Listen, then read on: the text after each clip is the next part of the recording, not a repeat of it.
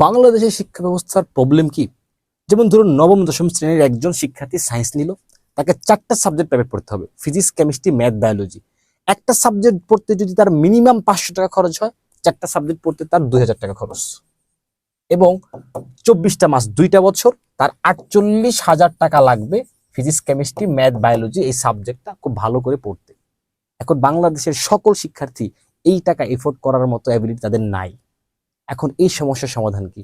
এই সমস্যার সমাধানের জন্য একটা চমৎকার ব্যাচ, এসএসসি ফিজিক্স প্রিমিয়াম ব্যাচের কথা আপনাদেরকে আমি বলতেছি, যেখানে মাত্র 1950 টাকা যদি কোনো শিক্ষার্থী খরচ করে, সে দুইটি বছর ফিজিক্সের যা যা প্রয়োজন A to Z সবচেয়ে শিখতে পারবে এই কোর্সের মাধ্যমে।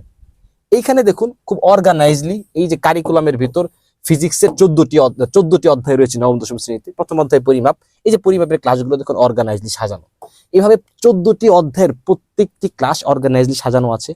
এবং শুধু তাই না, একজন শিক্ষার্থী 1 সপ্তাহ ক্লাস করবে, 1 সপ্তাহ ক্লাস করার পর টানা ক্লাস করার পর তার নানা ধরনের প্রবলেম হবে। প্রতি সপ্তাহে একটি লাইভ ক্লাস হবে, যে ক্লাসে ডাউট সলভিং করা হবে, যত সমস্যা আছে সমাধান করা হবে।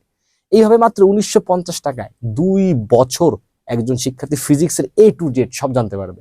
কোন শিক্ষার্থী যদি মনে করে যে না 2 বছর না, আমি উইদিন 6 মান্থের ভিতর পুরো ফিজিক্স বই একবার রিভাইজ করতে চাই, তাহলে সে প্রথম থেকে শেষ পর্যন্ত ধারাবাহিক ক্লাসগুলো করুক, অটোমেটিক সে জানতে পারবে।